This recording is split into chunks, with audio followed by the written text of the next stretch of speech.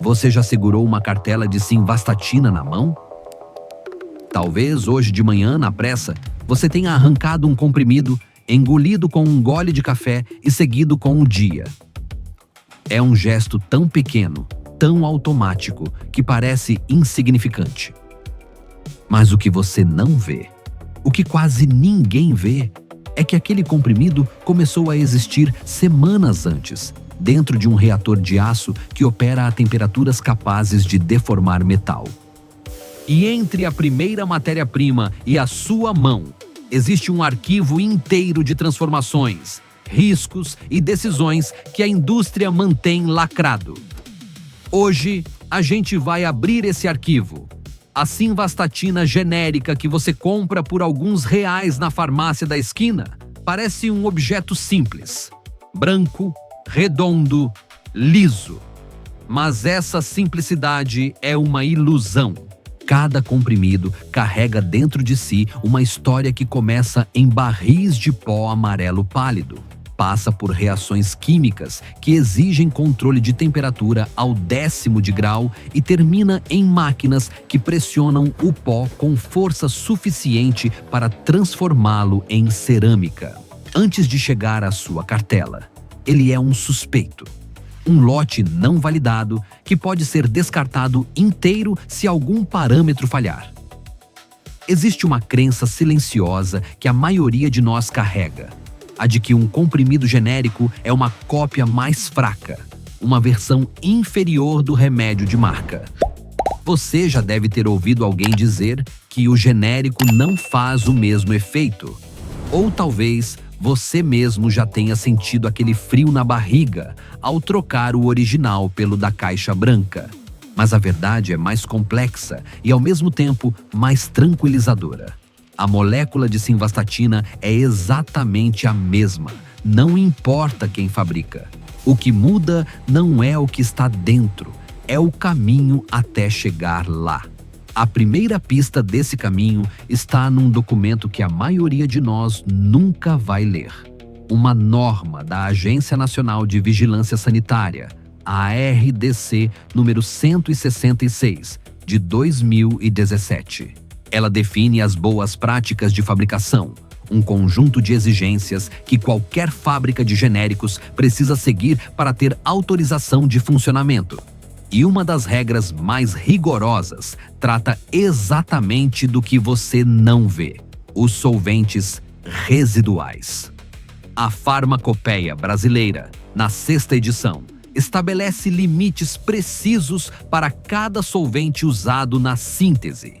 E se uma molécula ficar retida no comprimido, além do permitido, o lote inteiro é barrado. É um risco que o consumidor nunca considera. A possibilidade de que um comprimido limpo, na verdade, contenha traços de tolueno ou metanol.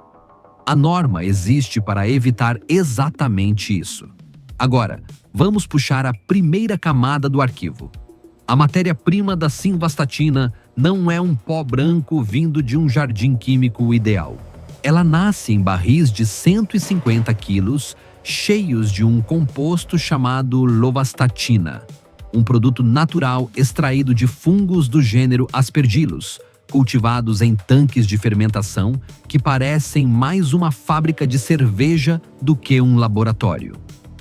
Esse líquido marrom escuro, viscoso, é o ponto de partida. Quando os barris chegam à fábrica, cada um carrega um certificado de análise emitido pelo fornecedor, um documento que a equipe de controle de qualidade confere antes de autorizar a descarga. Se o teor de lovastatina estiver abaixo do especificado, o barril é rejeitado e devolvido. Parece simples, mas é aqui que o primeiro desvio pode acontecer.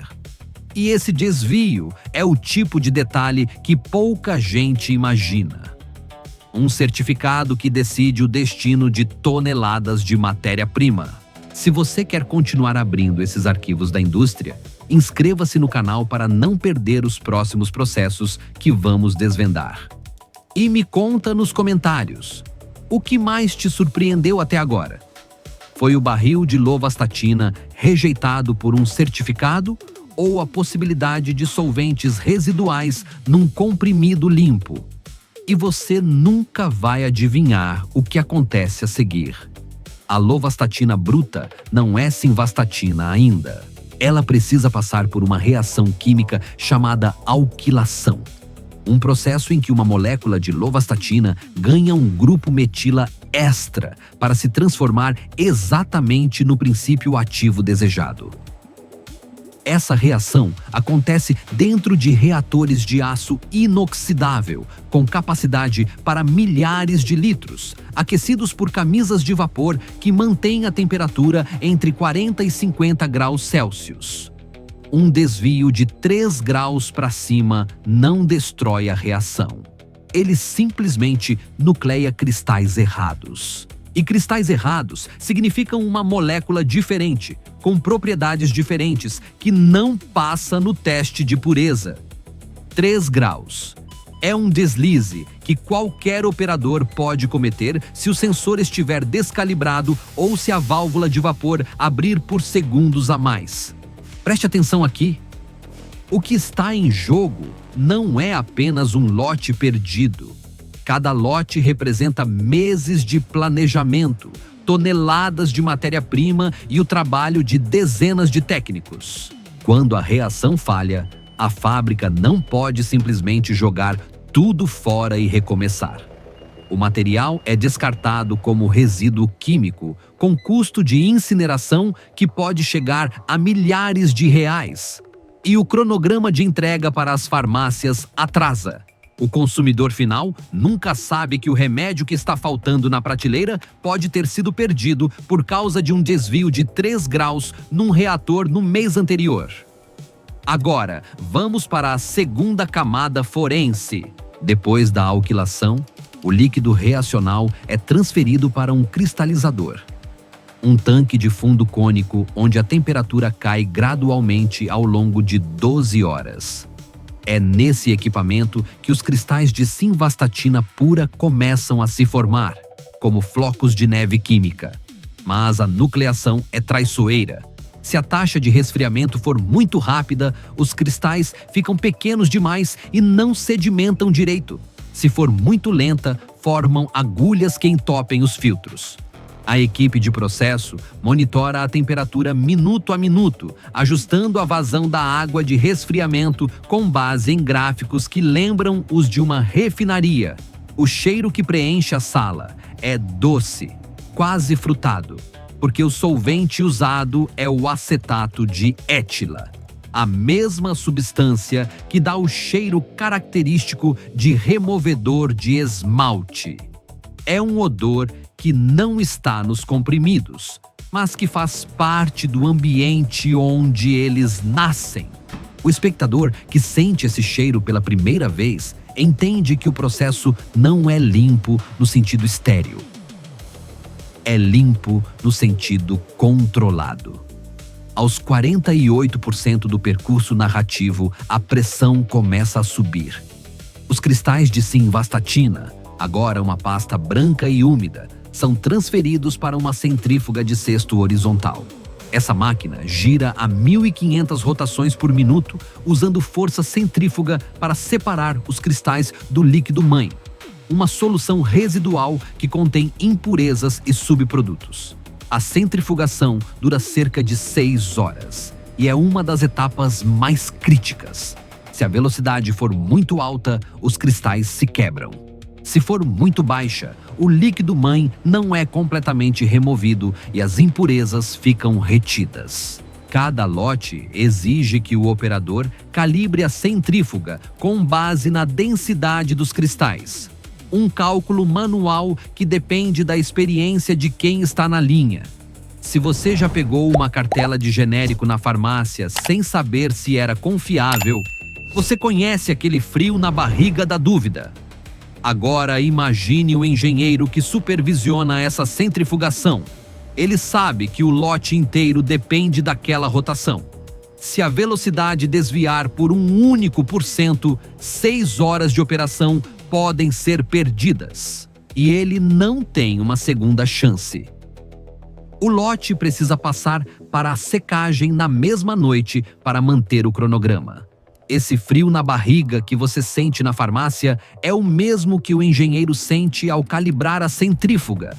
Se você quer fazer parte de um grupo que entende esses bastidores, inscreva-se no canal e entre nessa comunidade que não se contenta com a superfície. E aproveita para deixar nos comentários: qual foi o momento em que você mais sentiu que a indústria está longe de ser um conto de fadas? A centrífuga de 6 horas, o cheiro de removedor de esmalte ou o risco de 3 graus no reator? A secagem é outro ponto de estrangulamento. Os cristais centrifugados ainda contêm cerca de 20% de solvente residual. Eles são colocados em secadores de leito fluidizado, onde uma corrente de ar quente a 40 graus circula entre as partículas, evaporando o solvente sem degradar os cristais. Se a temperatura subir demais, a simvastatina começa a se decompor. Se for baixa demais, o solvente não evapora dentro do prazo. O sensor de temperatura no leito fluidizado é calibrado 2 vezes ao dia e qualquer anomalia dispara um alarme que para o processo automaticamente. Entre os 68% e os 82% da história, chega o momento decisivo, o teste espectrométrico que vai validar ou condenar o lote. Uma amostra de cada lote é enviada para o laboratório de controle de qualidade, onde um cromatógrafo líquido de alta eficiência, ou CLEI, analisa a composição química. O equipamento separa a simvastatina das impurezas e mede a concentração exata de cada uma. O padrão é claro: a simvastatina precisa ter pureza acima de 98%, com impurezas individuais abaixo de 0,1%. O resultado sai em cerca de 30 minutos e, nesse intervalo, o lote inteiro fica em quarentena. Nem aprovado, nem rejeitado.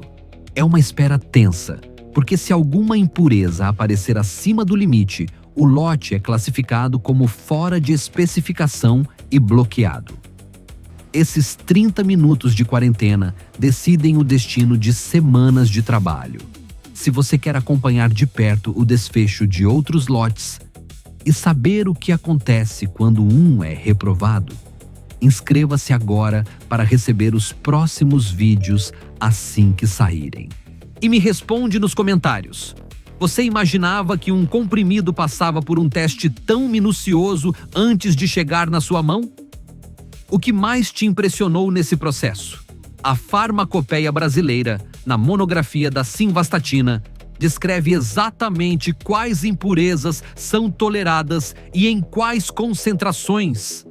Uma delas, a impureza A, é um isômero estrutural que pode se formar se a alquilação não for completa. Outra, a impureza B, é um produto de degradação que aparece se a simvastatina for exposta à umidade durante a secagem.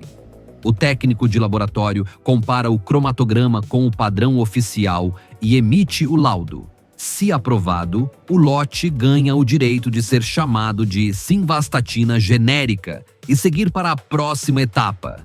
Se reprovado, ele é segregado e, na maioria dos casos, descartado por incineração. Quando você ouve que um genérico passou no teste de qualidade, não é uma metáfora. É um evento físico, mensurável, documentado.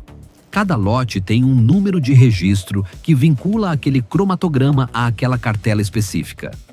Se houver uma suspeita de contaminação, a Anvisa pode rastrear o lote até o reator, o cristalizador e a centrífuga onde ele passou. Depois da validação, o pó branco e cristalino segue para a compressão. Aqui, o arquivo revela sua última camada. A simvastatina pura não pode ser comprimida sozinha. Ela não gruda. Por isso, os fabricantes adicionam excipientes: celulose microcristalina para dar volume, estearato de magnésio para lubrificar a prensa, dióxido de silício para evitar que o pó empelote. Cada excipiente tem uma função específica e é adicionado em proporções precisas, calculadas em balanças de alta precisão que pesam ao miligrama. A mistura é homogeneizada em um misturador de tambor rotativo por 20 minutos, para garantir que cada comprimido tenha exatamente a mesma composição. A prensa rotativa, com 24 estações, comprime a mistura a uma pressão de aproximadamente 200 kg, força por centímetro quadrado. É força suficiente para transformar pó, que parece farinha, em um comprimido duro, liso e uniforme. Cada comprimido sai da prensa a uma velocidade de 40.000 unidades por hora. Eles passam por um sensor de peso que rejeita automaticamente qualquer comprimido fora do intervalo de mais ou menos 5% do peso-alvo. Depois, por um detector de metais. Depois, por um verificador de dureza. Apenas depois de passar por todos esses filtros, os comprimidos são embalados em blisters de alumínio e PVC, selados a quente e colocados em cartelas de papelão. Mas ainda não acabou. As cartelas prontas vão para a câmara de quarentena, um armário climatizado onde ficam por 14 dias, enquanto o laboratório finaliza os testes microbiológicos. O espectador descobre aqui que mesmo depois do comprimido estar pronto, embalado e rotulado, ele ainda não pode ser vendido. É como se o arquivo só fosse fechado quando todos os selos de aprovação estivessem colados. Durante essas 2 semanas, o lote é monitorado diariamente quanto à temperatura e umidade. Se algum teste microbiológico der positivo, se houver presença de bactérias ou fungos, o lote é descartado. Não importa que o cromatograma esteja perfeito. A esterilidade é uma condição separada da pureza química. E quando você abre a cartela, você está quebrando o selo de um processo que levou semanas, envolvendo reatores, centrífugas, cromatógrafos e técnicos em jaleco. Cada comprimido leva consigo aquele arquivo invisível. A temperatura de reação, a rotação da centrífuga, o resultado do Clay, a data de validade, o número do lote. E agora você sabe ler. Da próxima vez que segurar uma cartela de simvastatina genérica, você não vai ver apenas um comprimido. Você vai ver o reator, a centrífuga, o cromatógrafo. E aquela dúvida silenciosa: será que é confiável? Começa a se transformar em outra pergunta: quantas pessoas sabem disso? E no próximo vídeo, a gente vai abrir o arquivo de outro remédio que você toma sem pensar. Um remédio que parece inofensivo, mas cuja fabricação envolve um ácido tão corrosivo que ele dissolve vidro. Você vai descobrir como a Anvisa regula o transporte desse ácido, como ele é neutralizado dentro do reator. E mais importante, como o comprimido final chega até você sem um traço sequer daquela substância. É uma história que começa com um caminhão-tanque carregando perigo e termina com você engolindo um comprimido que parece água. Se tudo isso te fez olhar para a cartela de simvastatina com outros olhos, escreve nos comentários qual foi o momento mais inesperado desta jornada. O que te surpreendeu? O reator com 3 graus de erro? A centrífuga de 6 horas? Ou o fato de que mesmo depois de pronto, o comprimido ainda espera 14 dias na quarentena? Eu quero saber. E o que você faz com esse conhecimento agora? Você pode simplesmente guardar e continuar tomando seus comprimidos como antes. Mas há uma diferença sutil que muda tudo. Da próxima vez que a dúvida aparecer, você não vai mais depender de boatos de farmácia ou da ansiedade do desconhecido. Você vai ter um mapa mental do caminho que aquele comprimido percorreu. Você vai saber que não é sorte. é o resultado de um sistema de controle que começa num barril de lovastatina e termina num cromatógrafo calibrado. E que entre esses dois pontos, dezenas de pessoas trabalham para que você nunca precise pensar sobre isso. Agora, quando você segurar uma cartela de simvastatina, pare por um segundo. Olhe para o comprimido. Sinta o peso dele na palma da mão. E lembre-se, ele não é apenas remédio. Ele é a versão final de um arquivo que você acabou de aprender a ler. O silêncio que fica depois que você entende isso tudo é o verdadeiro resultado. Não é um silêncio de dúvida, é um silêncio de clareza. Porque a indústria farmacêutica não precisa que você saiba como as coisas funcionam. Ela precisa que você confie. E confiança, quando é cega, é frágil. Mas quando é informada, quando é construída sobre o conhecimento de centrífugas, cromatógrafos e câmaras de quarentena, ela se torna inabalável. A simvastatina que você tomou hoje de manhã passou por tudo isso. Esteve dentro de um reator de aço a 40 graus, foi girada a 1.500 rotações por minuto, foi secada, comprimida, testada, embalada e quarentenada. E quando finalmente chegou às suas mãos, ela já não era mais um objeto de fé cega. Era a prova concreta de que o sistema funciona. O que está na sua cartela não é um segredo, é um processo. E agora você sabe cada etapa dele.